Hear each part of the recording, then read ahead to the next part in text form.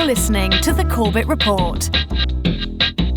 CorbettReport.com. Welcome back, ladies and gentlemen. Welcome back to the Corbett Report. I'm your host, James Corbett of CorbettReport.com, podcasting to you, as always, from the sunny climes of Western Japan on this 10th day of December, 2012. Welcome to episode 250 of the Corbett Report podcast, Crashes of Convenience, PLF 101. On the morning of the 10th of April 2010, a Tuploev TU-154M aircraft crashed in heavy fog on its approach to the Smolensk North Airport, killing all 96 people aboard. Like any such plane crash, this was a tragedy. But, having said that, this was not an ordinary plane crash.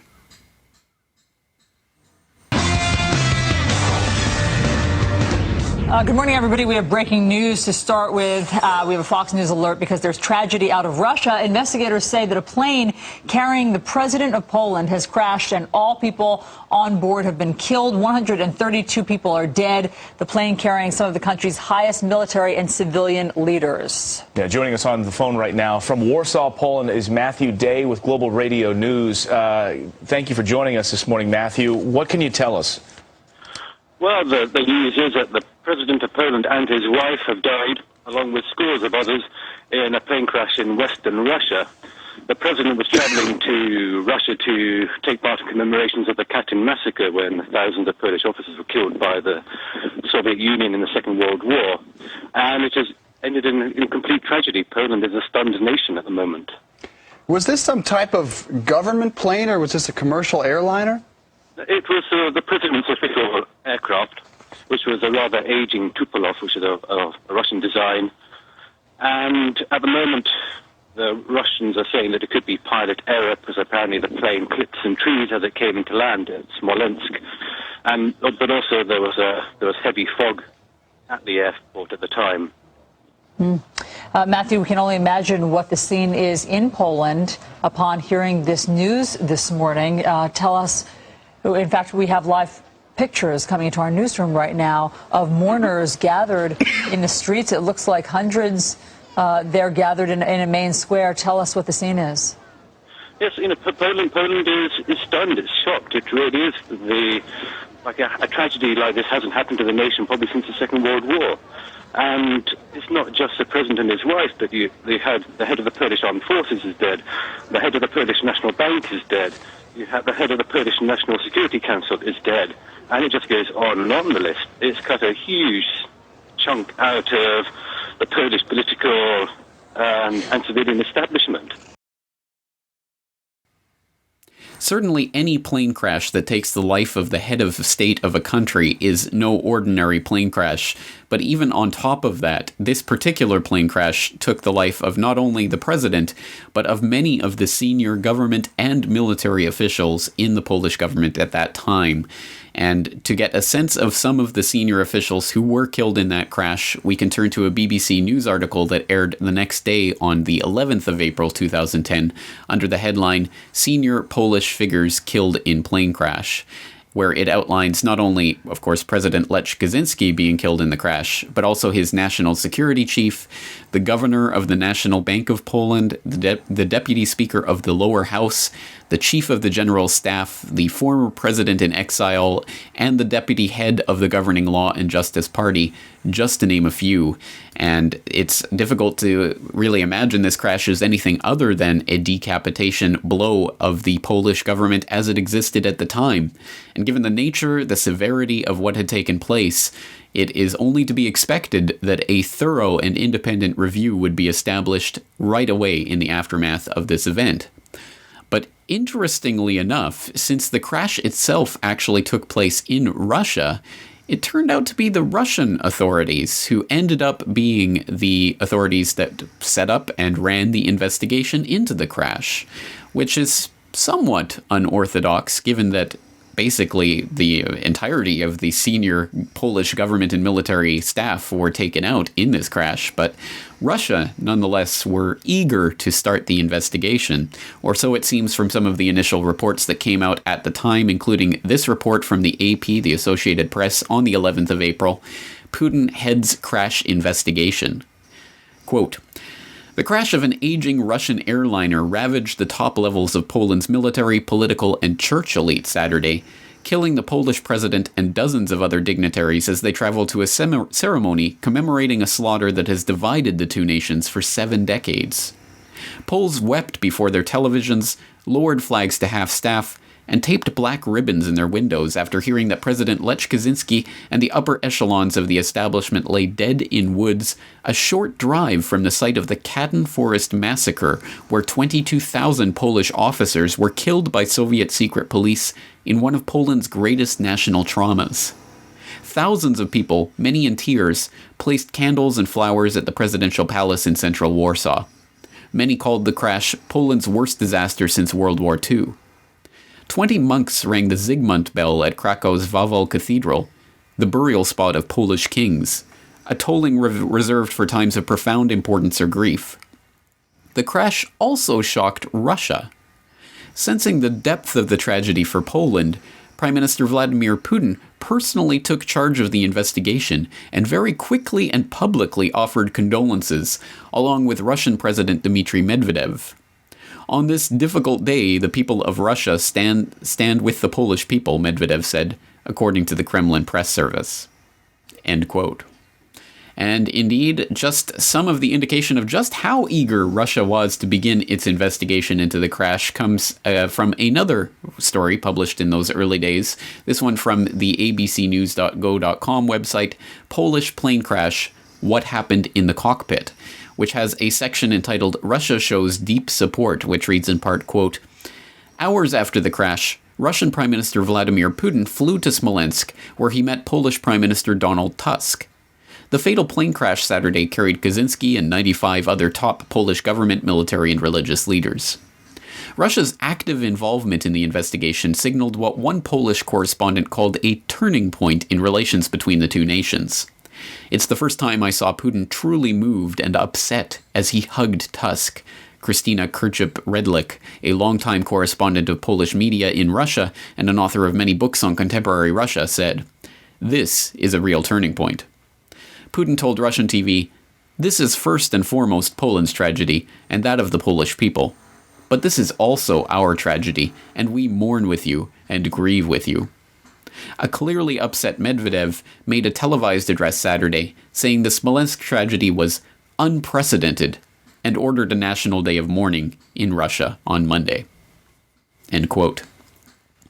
Well, it certainly would be a turning point in relations between Russia and Poland, which have been infamously, well, shall we say, rocky for many decades.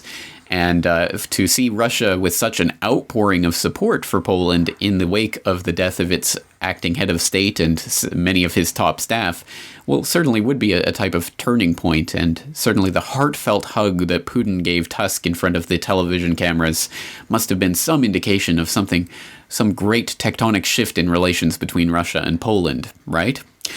Well, the investigation was duly set up and was run by Vladimir Putin, as indicated in those early reports, and it fell to an organization known as MAK in Russia, which delivered its report in October of 2010, and that report was commented on by the Polish government, and those comments were put together with the report and published in its final form in January of 2011, at which time it was told to the people of the world that the final word on the crash and what had caused it had finally been determined.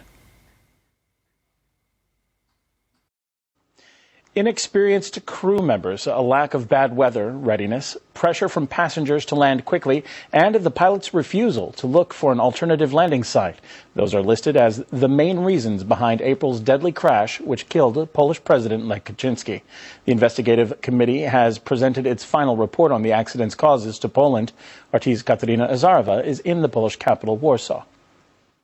This is the biggest news story in Poland today, of course. Every single news channeling devoting a lot of coverage to the story, to the reaction. And, of course, reaction to the report released by the committee is, of course, mixed. Some are saying that it is a truthful report and a necessary, albeit painful, step in relations between Moscow and Warsaw, that it is a necessary step that will allow the two sides to close this tragic and painful chapter of their shared past and hopefully move on. Others, of course, including the former Polish President Lech Kaczyński, his brother, are saying that the report is nothing but a joke, that it is presenting the Polish side with falsified data. Many here in Poland do agree this report does accurately reflect the causes and the consequences and the reasons behind the tragic plane crash on April 10th. We are glad that this report exists. This is a step that's brought us closer to the next stage, finding out the circumstances that led to the tragedy. I must admit that the Russians are right again. I don't want to agree with the Russians, but this is the truth. Of course, we can look for guilt and blame someone else. This is the narrative put together by the Russian Interstate Aviation Committee, or better known by its Russian acronym, the MAK, and dutifully delivered to the world by Russian state government-owned Russia Television, Russia Today Television, in those early days after the release of the report. And that's basically the narrative which still persists to this day in mainline sources as the official word on what happened with the crash. Basically, there was heavy fog that morning, and unfortunately, the pilots who were in charge of ferrying around the president and basically a vast number of the top senior government and military officials of the country were so inexperienced and so terribly bad pilots that they could not really control the craft, that they went in for a look-see approach to the landing strip at the Smolensk North Airport, and on that approach, they got too far down. They ended up hitting a tree, overturning, and crashing short of the runway. Now, that is the official narrative, as I say, and of course you are free to go and download that official Russian government report, which is available in English from their website, and I'll put the link in the show notes for today's episode so you can go and read through it for yourself, along with all of the accompanying data. But it is certainly far from the end or final word on the crash. And in fact, it was in the very, very early days of that crash that some very serious questions about what had taken place there that morning started to arise, including some very interesting footage of the crash scene itself, ostensibly shot by an amateur who had rushed to the scene, that seems to show something very different than what the official narrative portrays, including in the aftermath of that crash, which supposedly killed all 96 of the passengers upon impact, the firing of what appears to be gunshots in that vicinity.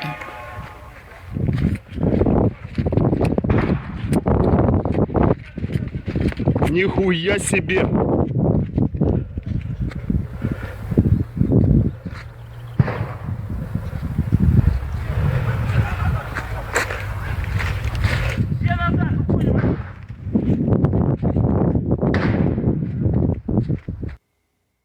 Well, there's no doubt that is extremely interesting footage because it does portray a very different idea of what was taking place in the minutes after the crash than what has been presented in the official narrative. And as for the authenticity of the video, I certainly think there can be no doubt that this is video of the crash scene itself, since it corresponds in every detail to the officially released photos and videos of the crash scene. But whether or not the audio has been manipulated in any way is something, well, more difficult to tell. I have not seen any in-depth analysis of the audio of this video and whether it's been added to or edited in any form, but it would be interesting to see if there's any audio experts out there who would be able to put their knowledge to the task of trying to see whether that audio has been doctored. But assuming it has not been, it certainly does paint a very different picture, because it would seem to indicate that there was someone, presumably Russians, firing shots at the scene of the crash. And why on earth would they be firing gunshots if not to kill any remaining passengers. Certainly that was the way that this video has been portrayed and presented to the public, but of course only on YouTube and on the internet, because as far as I know, there's been no official word on what this video is, where it comes from, or even who took the video.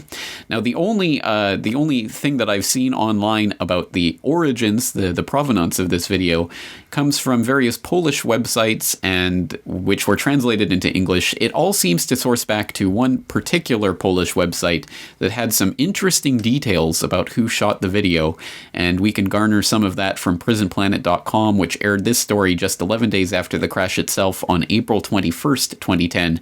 Claim, man who shot Polish plane crash gunshots footage stabbed to death.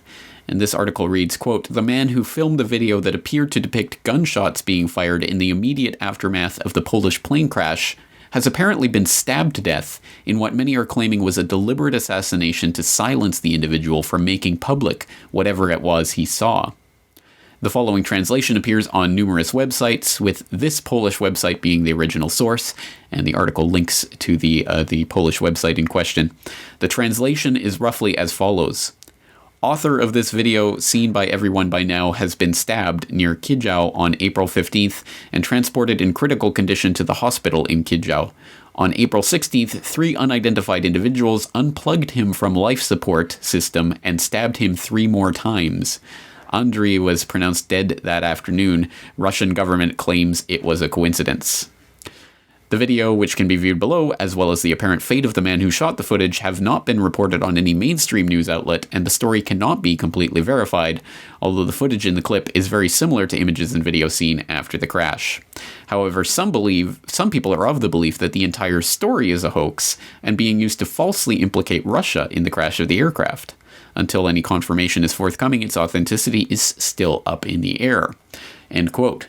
Well, that was the situation as it stood over 2 years ago now, in April of 2010, and as far as I know, as far as I'm able to track down, at least in the English part of the blogosphere, there is no more word or definitive pronouncement on whether this Andrew Mendierej, and I apologize in advance for my butchering of all Polish names in today's episode, but whether this Andrew or Andriy or Adrij Mendierej was in fact responsible for shooting this footage, whether he was taken to hospital after suffering stab wounds on April 15th, whether he was then unplugged from a life support system and stabbed 3 more times and killed.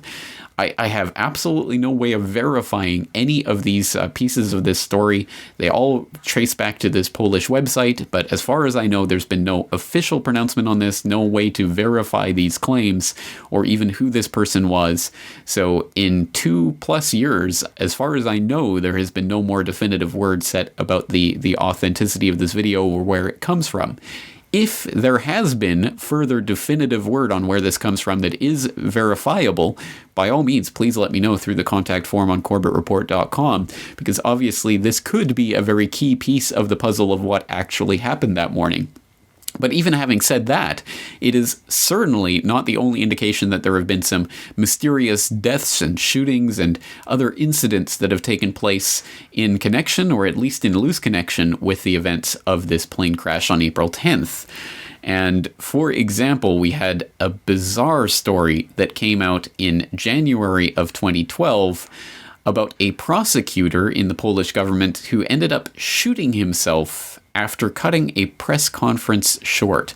Let's take more on this from a Reuters story that was published on the National Post on January 9th, 2012. Quote, "A Polish military prosecutor shot himself in the head on Monday after cutting short a news conference in what appeared to be a dramatic protest in a turf war between Poland's civilian and military prosecution services. Mikołaj Przybyl was taken to the hospital in the western city of Poznan after reporters heard a gunshot and hurried back to find him lying slumped on the floor in a pool of blood."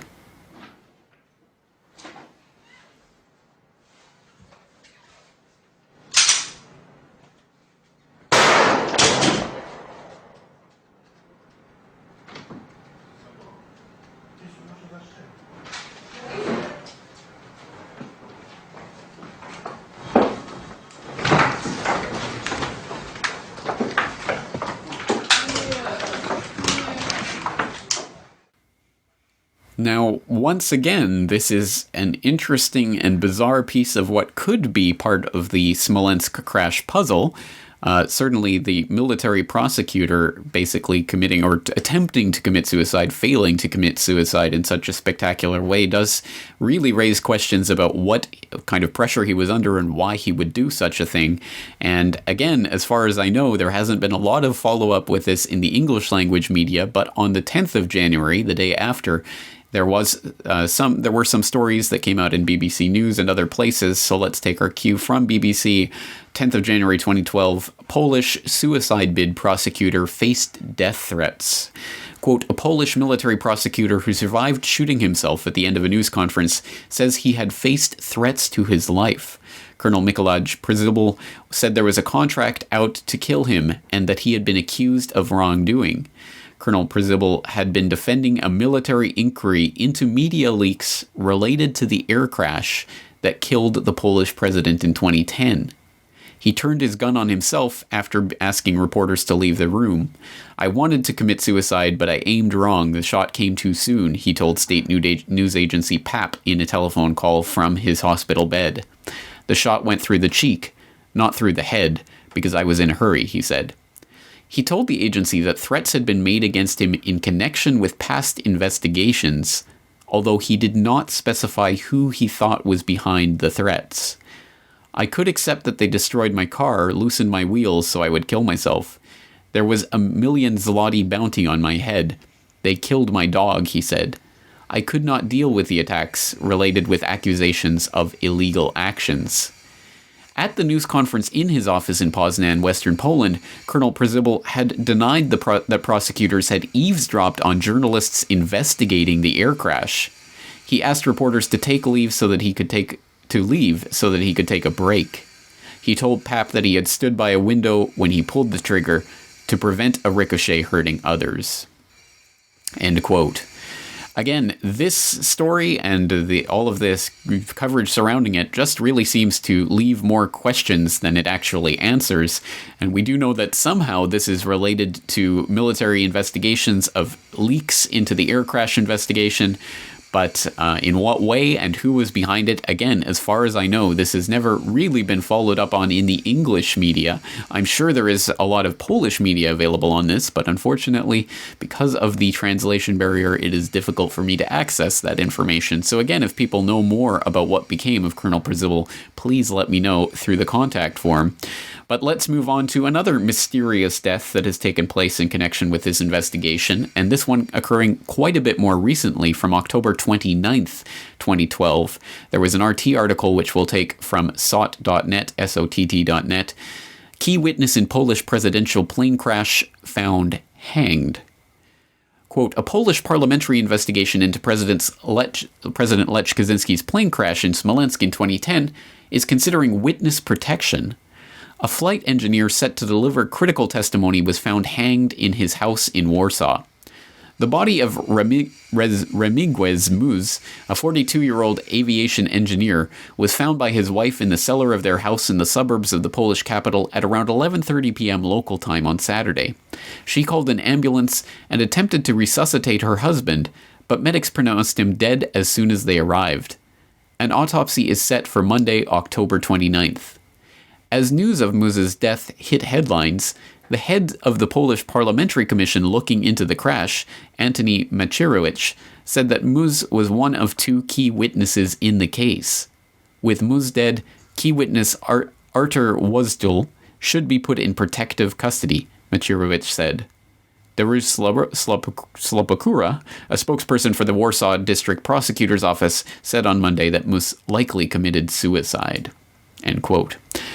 Well, I'll let you continue reading about what happened in that particular death at that article, but suffice it to say there have been a number of very mysterious circumstances surrounding some of the important people in the investigation into what really happened in Smolensk that day, and you might wonder what kind of investigation is going on since supposedly the MAK, the Interstate Aviation Services panel from Russia, supposedly came out with the definitive final word.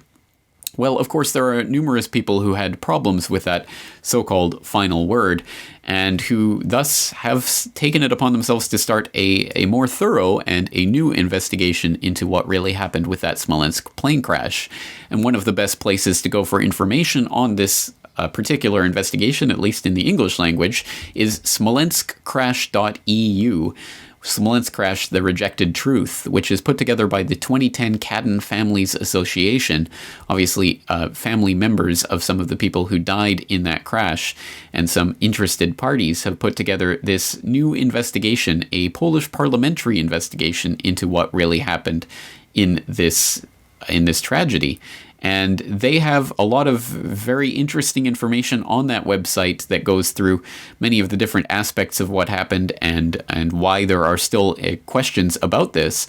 And just reading from the introduction to the press pack that smolenskcrash.eu has put together, quote, "The Smolensk crash was an unprecedented occurrence in the history of worldwide aviation and in the history of politics. The head of the 6th largest EU member state, as well as NATO generals and the Polish elite, died on board of the Tu-154M. They lost their lives while traveling to a sacred place for the Poles, to the forest where in 1940, pursuant to Stalin's order, over 20,000 Polish military officers were shot in the back of the head. The truth about this horrendous murder was concealed for over 50 years. Anyone trying to reveal the truth about it risked death. Only in the 1990s did politicians in Moscow admit who was responsible for that massacre, although they were still creating obstacles, and they still do so, with rehabilitation of the victims and reluctant approach to disclosure of documents. It is customary in our country to consider the Kadyn lie a founding myth of the People's Republic of Poland, the post-war Polish state under the Soviet Union's control. After 70 years, cruelly and almost unbelievably, history went full circle. Another tragedy occurred in the very same place, based again on lies and half-truths. The world must ensure that it does not take another 50 years to uncover the truth. On 10th of April 2010, a tragedy struck which did not have the right to occur. Government aircraft of civilized countries, flown by well-trained pilots used to difficult conditions, with supreme delegations on board, do not normally crash. We must know how this one did. The formal investigation of the crash appears for all intents and purposes now over.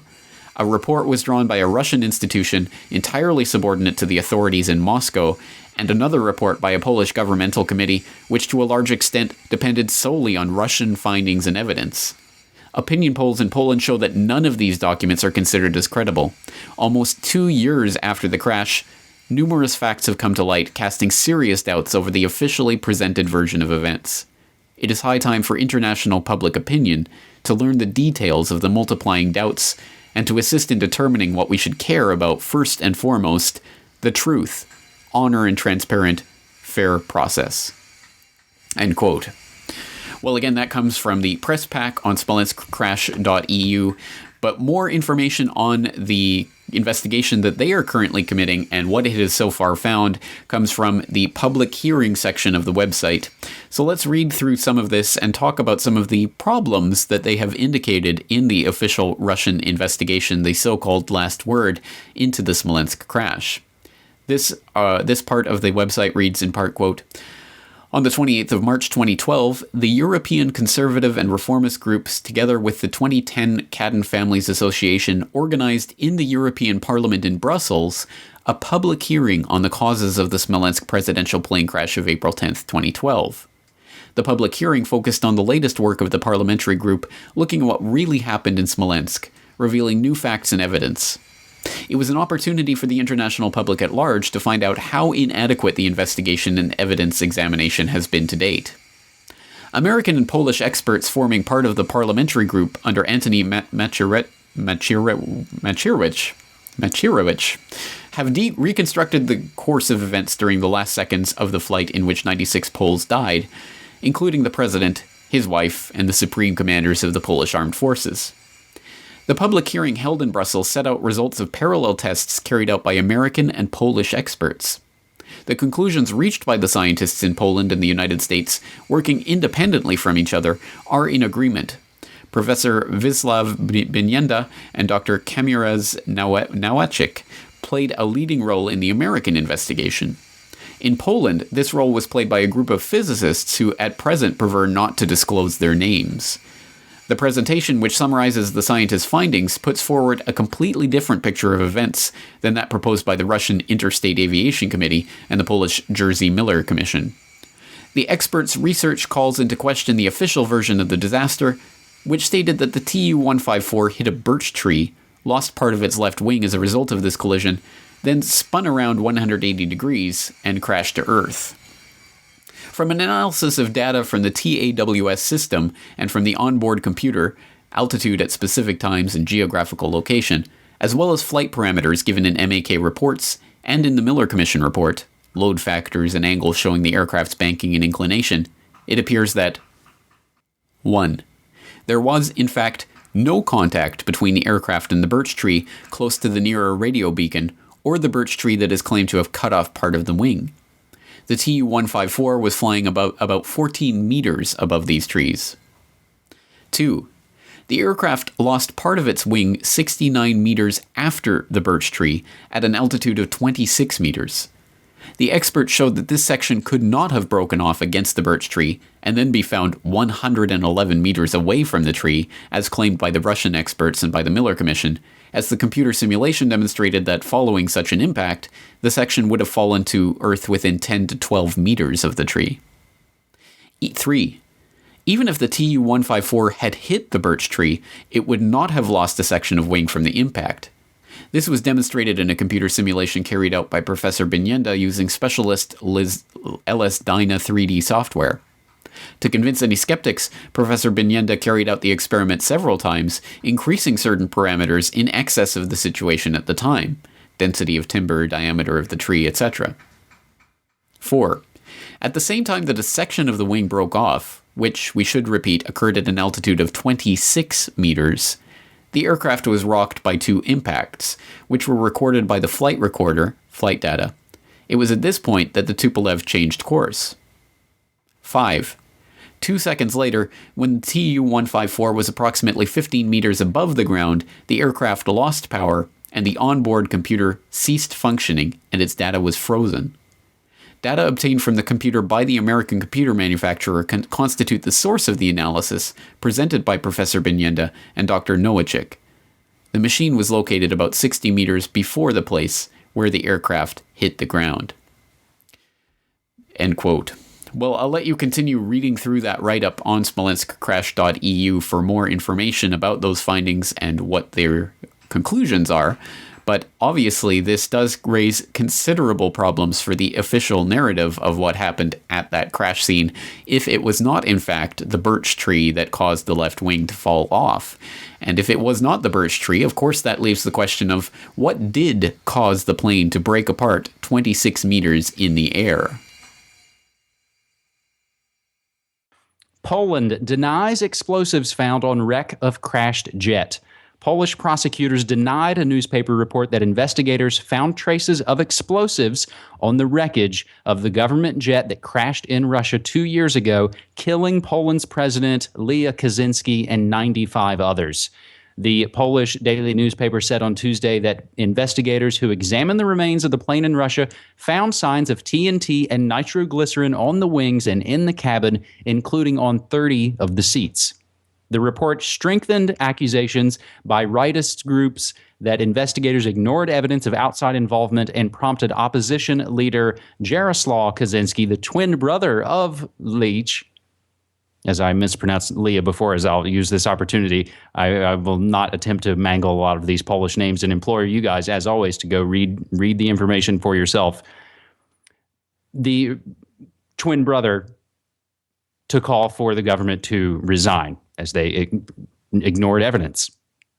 Polish military prosecutors said they were sticking to their finding that the crash was not an assassination and no explosives were found on the remains of the government Tu-154 that crashed during its approach to a small airport near the Russian city of Smolensk on April 10th, 2010. It is not true that investigators found evidence of TNT or nitroglycerin, quote unquote, said a colonel from the military prosecutor's office. A shocking story, to be sure, and one that, if true, obviously casts a lot of doubt onto what really caused the plane crash, wouldn't you think? Well, certainly a lot of people would think, and that's why that particular headline caused such furor around the world, and of course in Poland. But it was almost immediately retracted by the newspaper that first published the report. And we can take a look at this from the news.pl. Newspaper retracts Smolensk aircraft explosives claim. A newspaper had to retract Tuesday afternoon an earlier report claiming that military prosecutors had found traces of explosives on the 2010 Smolensk air disaster plane wreckage. And this story reads in part, quote, after a morning of blanket coverage from media outlets following the Rzeczpospolita newspaper breaking the story, with even calls by the leader of the opposition for the Prime Minister, Donald Tusk, to resign, military prosecutor Colonel Ireneusz Zielag told an expectant press conference in Warsaw that it was not true that traces of explosives were found by the Polish research team, as had been claimed by the newspaper article. Traces of explosives were not found on the aircraft, he said. End quote. You can go and continue reading through that retraction and the fallout therefrom in that article, but it is at the very least interesting to note that it was military prosecutors who had to come out and deny that there had been any traces of explosives found at the scene. And then a few months later, one of those military prosecutors goes and shoots himself in the head during a press conference because he is being bribed and threatened by outside forces relating to a military prosecutor investigation into leaks to the media. So I think we don't have to go too far out on a limb to see how those two incidents might be connected. I'm sorry, that shooting actually took place before that particular leak, but I think we can still draw that type of inference that there are leaks within the military prosecutor's office that they're obviously keen to try to plug, whoever they may be. But interestingly enough, the explosive story does not end there. It does not end with the retraction, because in fact, SmolenskCrash.eu has this particular story in their news section from just last week, December 7th, 2012. TNT after all. Quote, in another twist to the investigation of the 2010 Smolensk aircraft crash, which killed President Lech Kaczyński and a number of other state officials, Polish MPs from the Justice Committee met with military investigators from the Polish Military Prosecutor's Office, who admitted that some detectors traced TNT in the wreckage of the plane, which apparently does not need to imply the presence of explosives.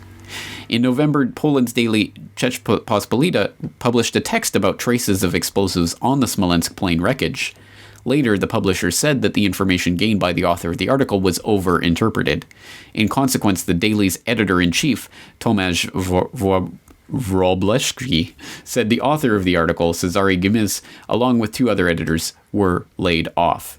On Thursday, Jarosław Kaczyński, PIS leader and twin brother of the late president, said the text published by Rzeczpospolita was not far from the truth, and such situation constitutes a serious threat to freedom of speech, and demanded that the decision about firing the journalists be reconsidered.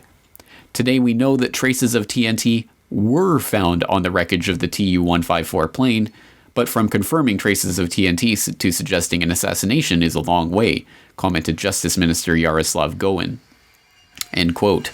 Well, certainly it is a long way from merely having traces of TNT in the crash site to actually implying that it was, in fact, TNT that brought the plane down. But at the very least, that is an important piece of what could be a larger puzzle and something that should be taken into account and at least be understood and recognized for what it is. So the newspaper that published the story did retract it, but that doesn't mean that it wasn't true. In fact, it is now being confirmed that it is true. There were traces of explosives found at the scene. It's just yet to be determined whether those explosives did actually cause the crash itself. But there are many, many, many more extremely interesting pieces of this puzzle that, again, need to be taken into account, and without an adequate understanding of which, we can't even begin to understand what happened with that Smolensk crash. So let's turn to another website that has been doing the real yeoman's work of putting a lot of this information into English.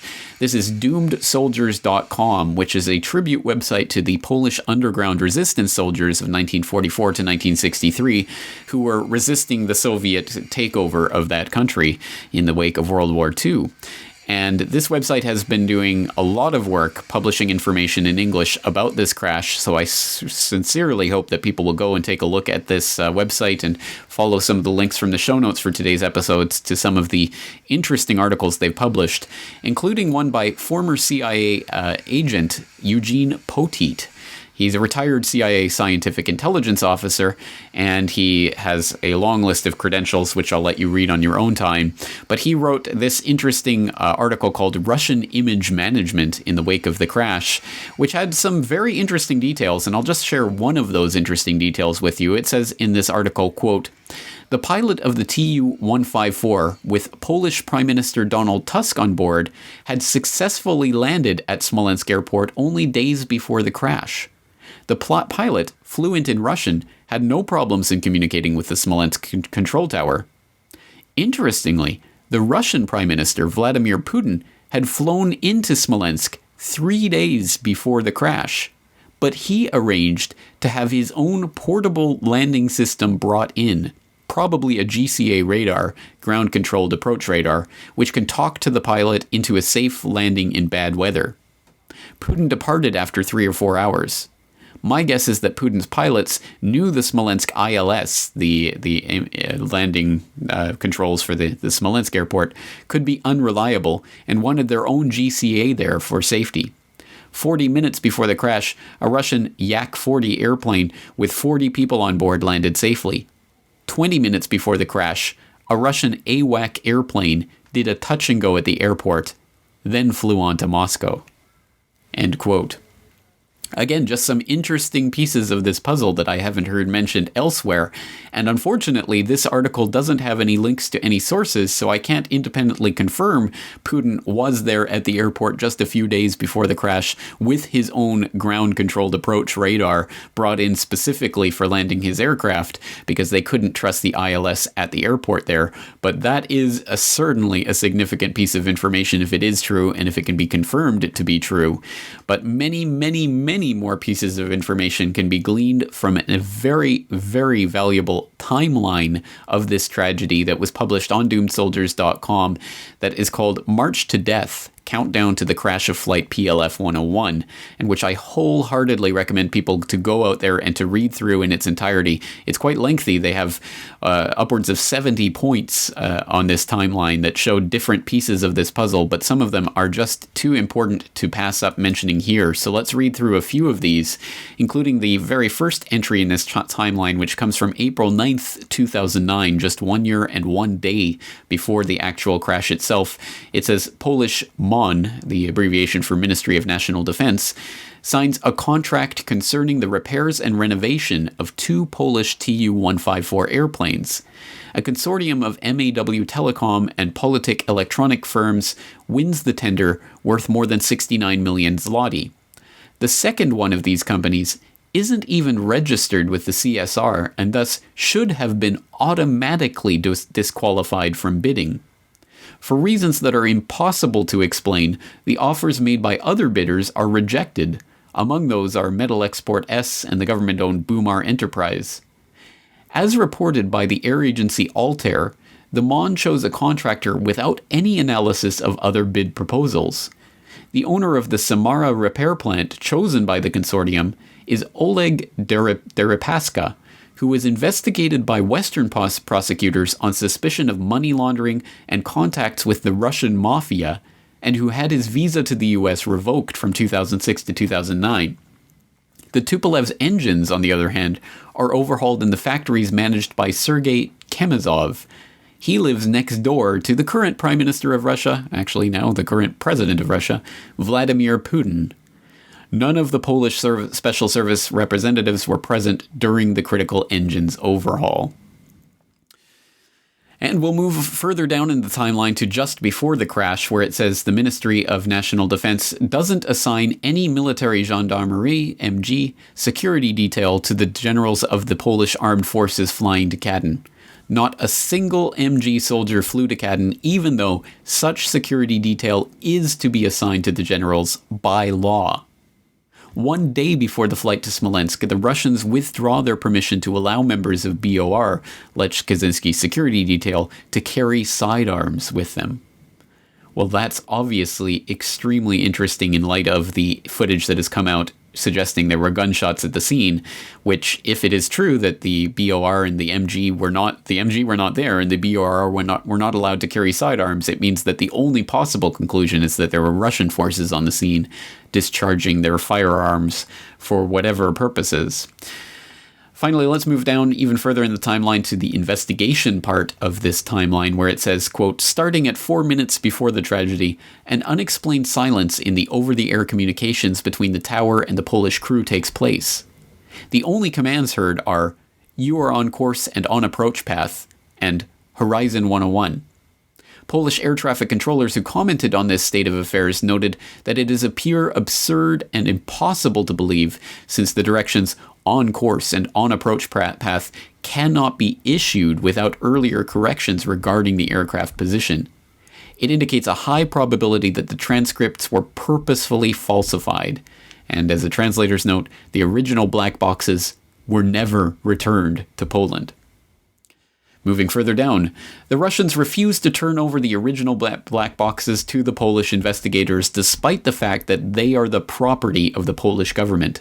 Similarly, they refused to make the originals available for the analysis in Poland.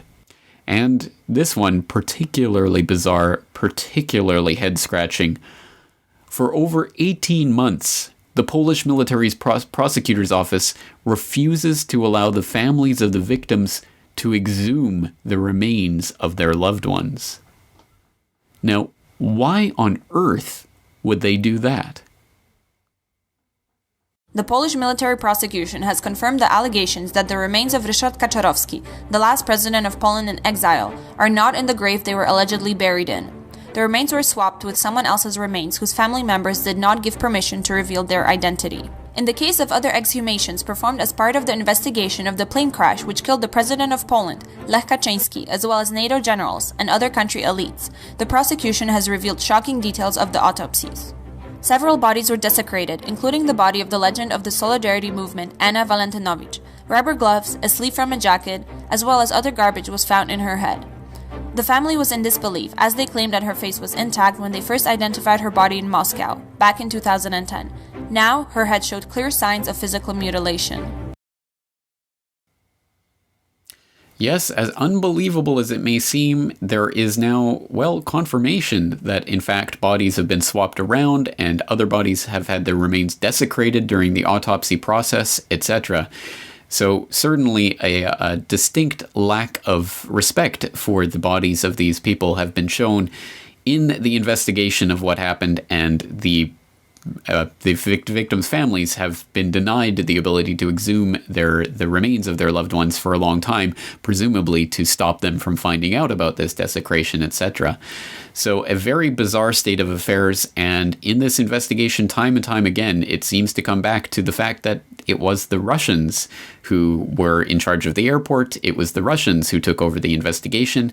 It was the Russians who have denied the family members and others access to the important data in this case. And a lot of these roads lead back to Mother Russia.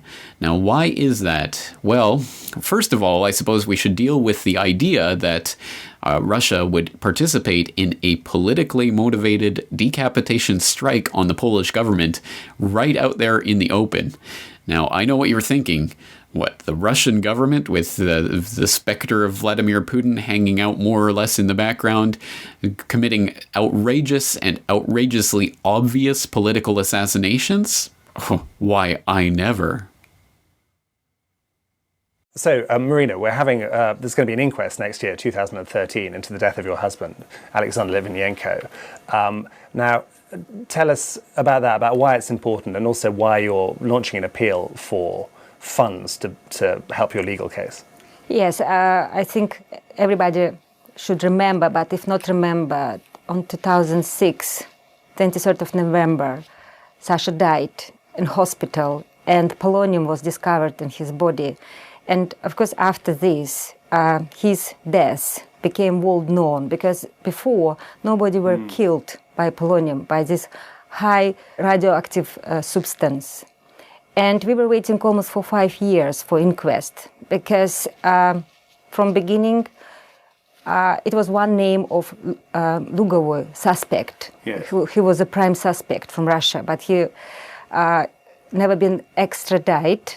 And when we received the second name is Kovtun, we have now Dmitry two Kovtun, suspects. he's now officially the second Exactly. suspect, isn't it? That's Yes. another thing we know, that he's also accused of murdering Yes, but Alexander. in 5 years we realize we will not be able to have a real trial. About 2 years ago, Anna's daughter, Vera, got pregnant.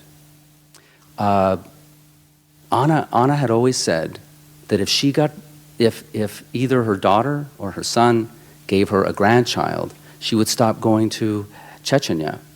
And this was a big thing because her family and her friends were pleaded with her for years to stop going. They were fearful for her. Everybody was fearful for her. There was a feeling in the air.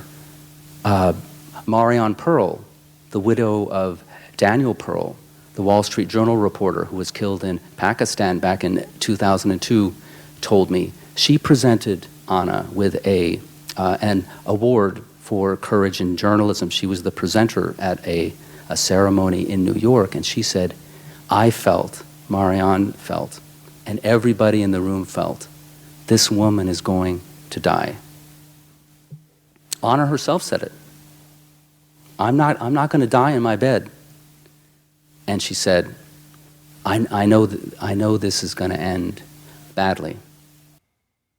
Yes, I don't think we can put it past the members of the Russian mafia that passes for a government to involve itself in spectacular and even quite obvious political assassinations. It is certainly something that we've seen time and again in the past, and something that we should not be eager to write off in the case of this spectacular, what seems to be a decapitation strike on the highest members of the Polish government. But of course, it does raise the question of motivation. If this crash was not simply an accident, then what was the motivation for making this crash happen and the killing of any potential survivors? Why would the Russian government have participated in this? Well, there are a number of different things that have been floated as potential reasons for why the Kaczyński government had to be taken down, from everything from their refusal to go along with the bird flu pandemic hype that was happening in early 2010 and the mandatory vaccination programs that Poland was resisting, to things like the Polish economy was doing a little too well for the European Central Bank's liking, and they wanted the zloty to be raised against the euro, but that Polish Kaczyński and his government was reluctant to do so, and was enjoying something of a Polish economic boom as a result, which was making the EU look bad. Well, as for the swine flu hype, of course, governments that did go against that obviously would have been seen as not happy parts of the international community by the pharmaceutical complex, which unfortunately has such a sway. But as to whether they would commit such a brazen assassination because of that, I find that hard to believe. As for the economic angle here, again, I don't think that the aftermath of the event actually bears up that reading, because Poland continued ticking along at quite a high level of economic growth for quite a long time after this crash, and in fact has only started to show signs of a slowdown in recent months. So the effect that the assassination had on slowing down the Polish economy or bringing it more in line with the euro is highly questionable at best. And again, I don't think there's any indication that leads anyone back to any of those types of sources. Again, a lot of it comes back to Russia specifically. So what was Russia's stake in all of this? Well, at least part of this can be gathered from the simple fact of where all of these officials were going. And it should be noted, for one, that it's a very bizarre breach of protocol and basic safety procedures that are followed by numerous countries to have the president and so many of the top-ranking officials all on the same airplane at the same time for precisely this type of reason. But where were all of these top-level government officials heading to, and why did they crash so close to the Khaddin Forest, where the earlier reports noted the Khaddin Forest massacre took place? Well, it was, oddly enough, to commemorate the 70th anniversary of the Khaddin massacre in the Katyn forest itself, and they were on their way there to do exactly that, and that's when their plane crashed. Now this, as that earlier report noted, is has been a point of contention between the Poles and the Russians for a very long time. So for more background on what the Katyn massacre was and why it is such a sore point between the two countries and why this commemoration ceremony did bring with it the risk of those attending that they would be assassinated in such a manner, let's turn to a thorough documentary, a very interesting documentary, one of the most thorough that I can find in the English language at any rate on the events there, that oddly enough aired on Russian state television, RT.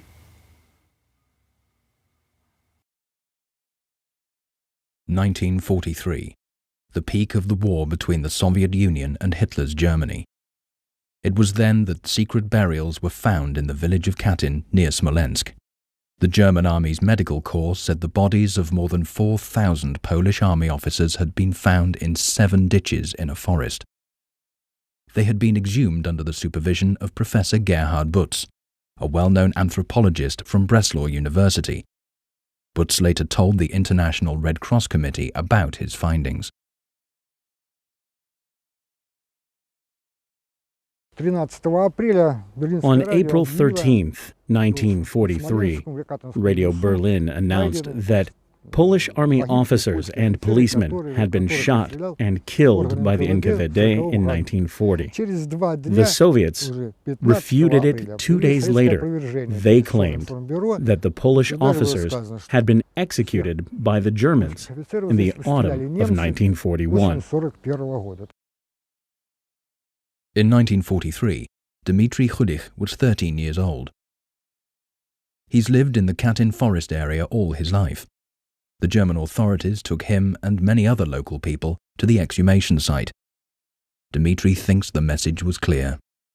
Nothing would have happened if the Germans hadn't uncovered anything. It was a political matter. Mind you, a Polish army had been formed in Soviet territory, so the aim was to show those Poles that they had no business fighting on the Russian side. See what they've done? You'll be in for it too. In the Polish capital, Warsaw, the so-called Katyn lists began to appear towards the end of spring 1943. People queued for hours in front of newsstands to read them. New names were added to the lists every day. The name of my granddad appeared on one of the lists shortly after such lists were made public. My father often said he remembered the day when he learned that he had become an orphan after his father's death and his mother's death 6 months before. In late 1943, Soviet troops drove the Germans out of the Smolensk region. Soon another medical commission, this time led by the well-known Soviet surgeon Nikolai Budenka, started work in the Katyn forest. Its task was to find evidence that the Polish prisoners had been killed by the Germans in 1941, after they'd invaded the Soviet Union. When a German-made Walter pistol was found there, that became the main argument in support of the claim that it was the Germans that executed the Polish officers. The theory that it was the Nazis that killed them was based on this discovery.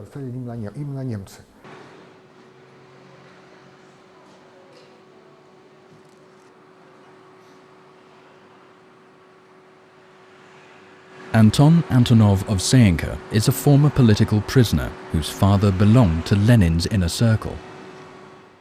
He set up a Gulag museum commemorating the victims of political repressions. A friend who worked at the Institute of Forensic Studies told how evidence in the Katyn case had been faked in the Soviet Union in 1944. The woman was on duty at that time. She saw the remains being pulled out of boxes and the pockets being stuffed with newspapers and letters bearing falsified dates. The aim was to create the impression that all that had happened in 1941 rather than in 1940. All the evidence was supposed to demonstrate that nobody but the Germans were to blame. Around the same time, a manhunt was underway to spot locals who believed that the Poles had been executed by the NKVD. Needless to say, they also met a tragic fate. If I had believed the Russians had killed him, I would have been dead for sure. Was this plane crash then somehow to stop such commemoration taking place? Was it a warning to Polish governments of the future not to use this as a rallying cry or a poll boost for their own purposes in the domestic agenda in Poland? Was this a way of basically silencing the people who are interested in commemorating the Katyn massacre? Was it a way to prevent this type of information from further penetrating the consciousness of Russians, many of whom don't really know the details of this massacre? Certainly, this could be one of the factors playing into this assassination, although I would hesitate to say that it would be the only or the deciding factor. Perhaps an event like this, like an event like 9/11, if it was indeed staged and made to happen, would have been staged and made to happen for many different intersecting reasons, and a lot of different people would have been coming to the table with their own reasons for making this happen. So on the Polish side as well, we have to look at the Polish government that took the reins of power after Kaczynski's death, who it was headed by, and what their own political purposes would have been in getting rid of that competition and then covering up, participating in the cover-up of the Smolensk crash, as the Polish government seems to have been doing, at least according to smolenscrash.eu and other sources on this subject. So for more information about what the Polish forces that would have been colluding in this would have had to gain from this, we can turn to someone that has become known as the Smolensk widow.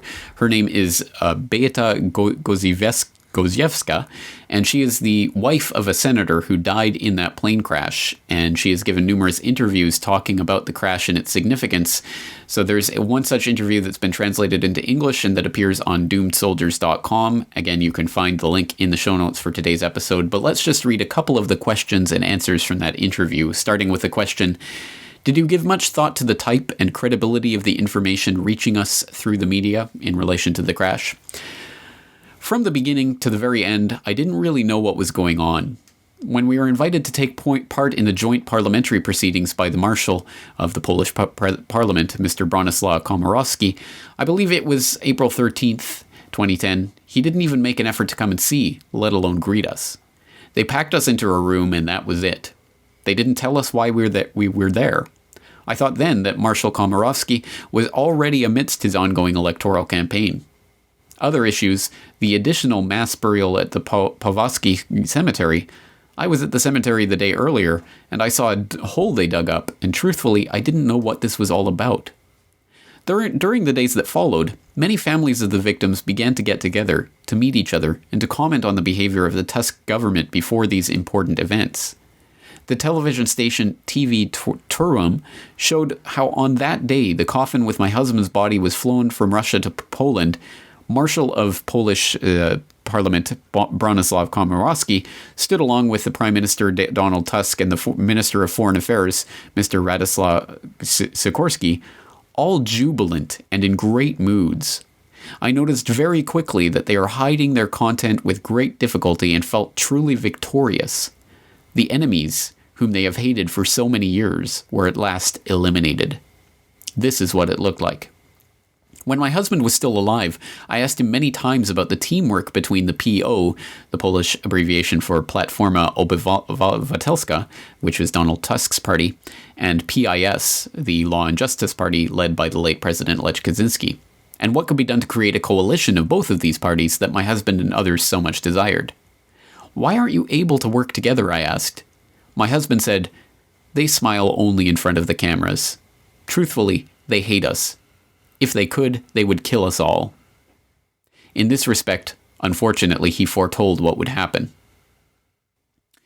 Again, you can look further into this for yourself, and obviously people who are in Poland will have a much better understanding of the local domestic situation and what Tusk and others would have had to gain by wiping out their political rivals, if that is indeed what took place.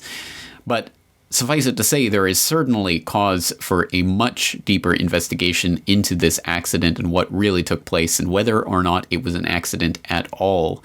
And I've suggested some of the starting points for today's investigation, but of course this is an ongoing concern.